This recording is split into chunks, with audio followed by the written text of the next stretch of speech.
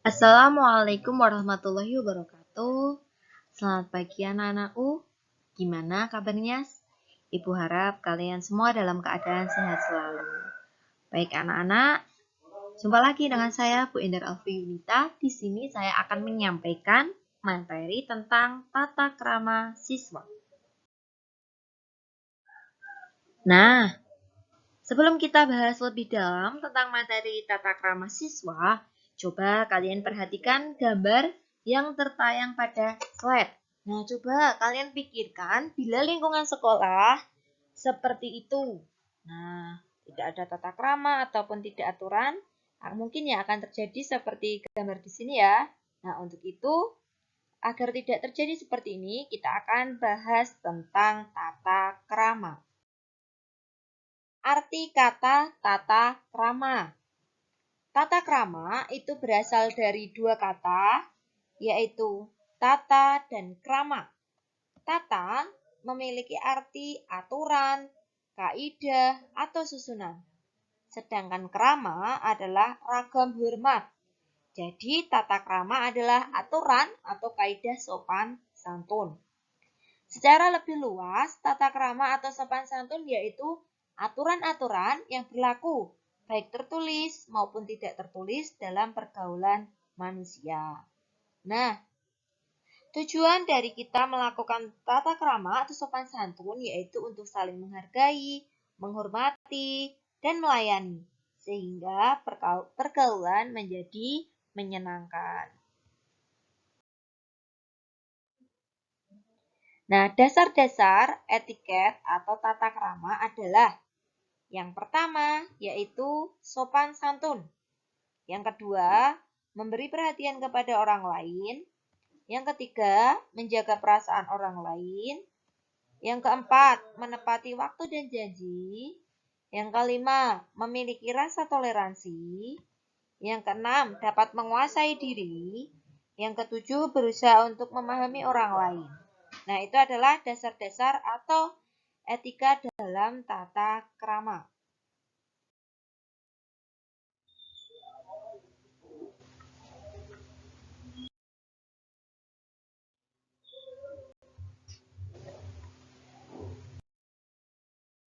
Tata krama, setelah tata krama berbicara, kita akan lanjutkan yaitu tentang tata krama siswa pada guru dan karyawan sekolah dan tamu dinas sekolah.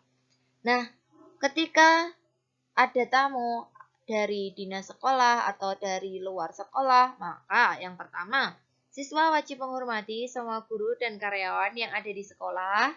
Yang selanjutnya, pada saat berpapasan dengan guru, siswa wajib memberi salam kepada guru, berbicara dengan guru atau karyawan, menggunakan kata-kata permisi atau minta tolong dan terima kasih.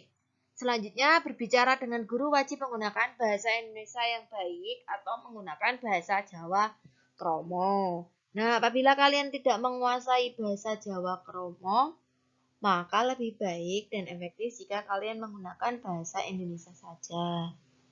Yang selanjutnya, siswa wajib menghormati tamu sekolah, baik dari tamu dari dinas maupun tamu orang tua siswa dengan memberi salam. Kemudian, siswa wajib membantu tamu yang datang dengan cara mengantarkan atau menunjuk ruangan yang akan dituju oleh tamu. Kemudian, yang selanjutnya adalah seragam rapi cermin pribadi. Yang dimaksud seragam rapi cermin pribadi pertama di sini adalah selalu gunakan seragam sesuai dengan hari yang ditentukan. Jangan sampai saltum atau salah kostum. Berpakaianlah dengan semestinya. Anda berada di sekolah, bukan mall ataupun tempat lain. Jadi ketika kalian di sekolah, berpakaianlah sesuai dengan aturan yang ada di sekolah. Jangan kalian ketika membuat seragam, malah dibuat mepet-mepet atau terlalu roknya jomplang. Pokoknya kalau membuat seragam sesuai dengan aturan atau desain yang diberikan dari sekolah. Kemudian, seragam sekolah Anda akan mencerminkan diri Anda dan menampilkan citra alma mater Anda. Nah, berpakaian di sekolah itu sebaiknya yang pertama, siswa datang ke sekolah pada hari belajar diwajibkan memakai seragam sekolah yang sudah ditentukan. Jadi ketika hari-hari belajar, yang pertama, ketika kalian memakai baju biru putih, maka kaos kakinya juga berwarna putih. Baju seragam khusus, batik, maka nanti kalian memakai sepatu hitam polos tanpa hiasan. Kemudian ketika menggunakan atribut sekolah berupa bed, lokasi, dasi, dan ketika kalian menggunakan baju pramuka lengkap dengan atribut pramukanya seperti sepatu hitam dengan kaos kaki hitam. Dan boleh juga menggunakan seragam olahraga sesuai dengan jadwal yang sudah ditentukan. Nah, ketika siswa datang ke sekolah di luar jam belajar, wajib menggunakan pakaian sopan atau hem dengan menggunakan sepatu.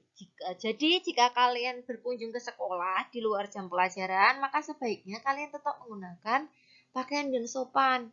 Bisa menggunakan hem dan menggunakan sepatu, jangan menggunakan kaos ataupun malah menggunakan sandal. Nah, ingat-ingat ya anak-anak, jadi kalau kalian berkunjung di luar jam belajar, maka gunakan pakaian yang sopan, yaitu hem dan menggunakan sepatu. Memasuki pintu gerbang sekolah, sebaiknya jaket harus dilepas.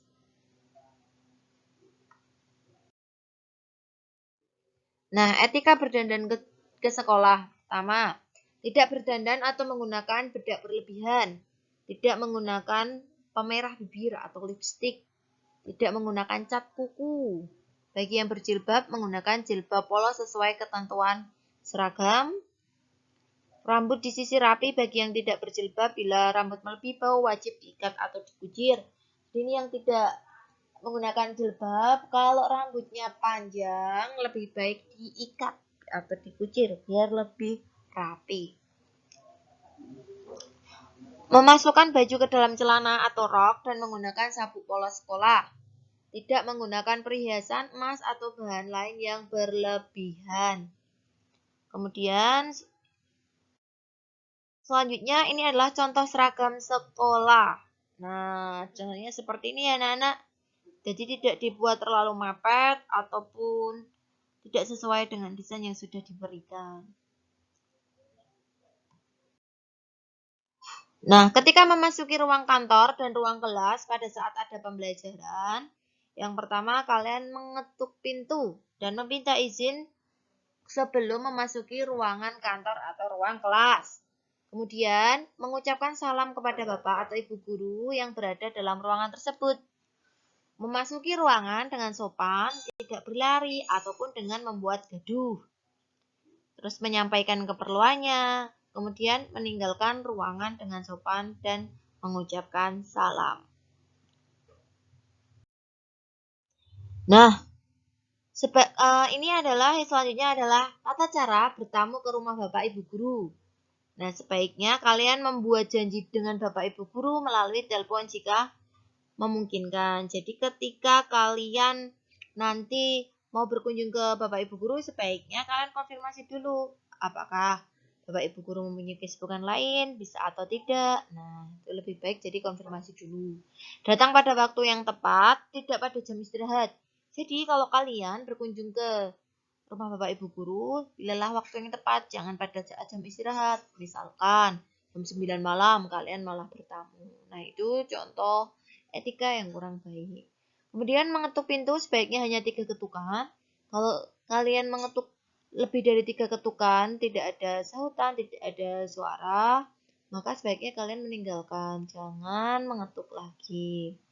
Karena siapa tahu Bapak Ibu guru tidak ada di rumah atau memiliki kesibukan yang lain.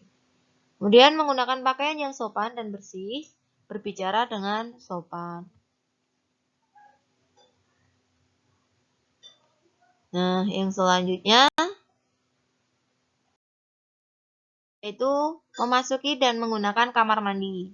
Setiap siswa SMP negeri wajib menjaga kebersihan kamar mandi sekolah. Nah, ketentuan pemakaian kamar mandi sekolah yang pertama, gunakan sandal khusus untuk kamar mandi. Berdoa sebelum dan sesudah masuk ke kamar mandi. Kemudian tidak bersuara gaduh pada saat berada dalam kamar mandi, menggunakan air secukupnya atau tidak berlebih, tidak membuang bahan kimia sampai di dalam kloset, matikan air pada saat keluar dari kamar mandi, tinggalkan kamar mandi dalam keadaan bersih dari kotoran. Nah, yang ini etika makan dan berbelanja di kantin sekolah. Yang pertama, biasakan antri.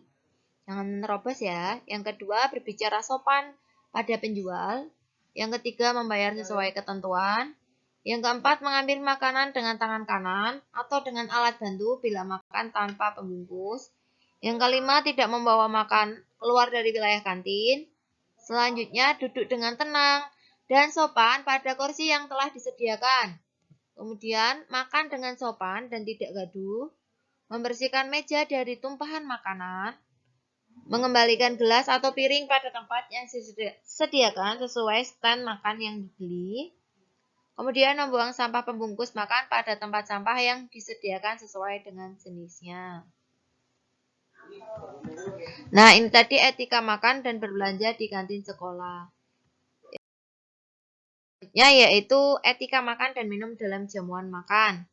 Yang pertama, jangan bicara waktu mulut ada terisi makanan. Nah, nanti malah sampai kemana-mana. Yang kedua, waktu mengunyah mulut harus tertutup.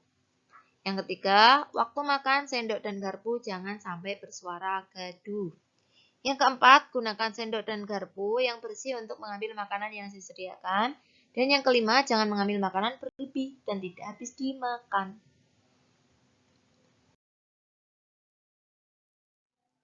Nah, selanjutnya adalah etika memasuki musola sekolah. Memasuki musola dengan tertib, mengambil wudhu dengan berhemat air, bila menggunakan alat sholat wajib melipat dengan rapi dan dikembalikan pada tempatnya. Menggunakan Al-Quran musola wajib setelah selesai mengembalikan pada tempatnya dan ditata dengan rapi. Jadi kalau misalkan kalian setelah sholat membaca Al-Quran, kembalikan lagi Al-Qurannya sesuai dengan tempatnya tadi. Kemudian tidak bergurau di dalam musola dan tidak melewati di depan orang yang sedang sholat.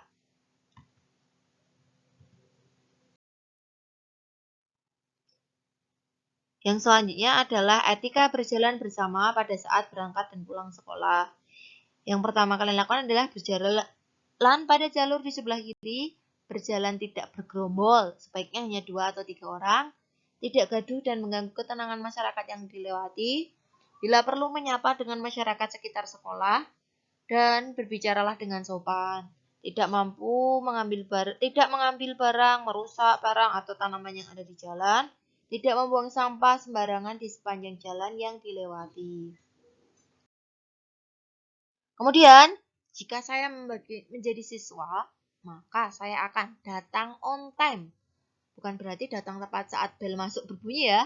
Di sini dengan datang lebih awal, lebih pagi, kamu dapat menyiapkan diri untuk menerima pelajaran. Jadi kalian bisa membaca-baca dulu, nanti materi yang akan dipelajari pada jam pertama. Yang kedua, aku datang di sekolah jam 6.45 atau jam 7.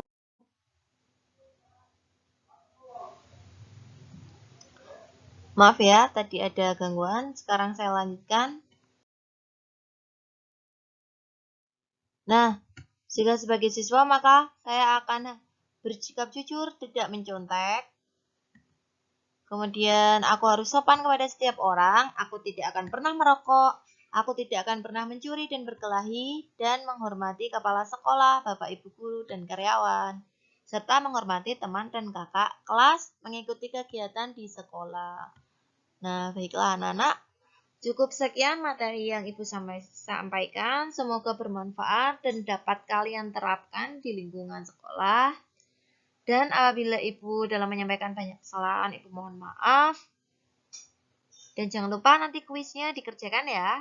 Terima kasih. Assalamualaikum warahmatullahi wabarakatuh.